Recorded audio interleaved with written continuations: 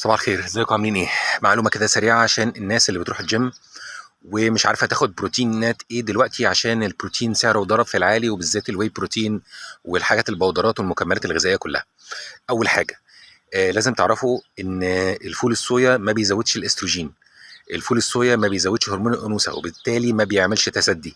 ما فيش بحث علمي مؤكد بيقول ان الاستروجين بيعلى من فول الصويا او الفول الصويا بيعلي الاستروجين.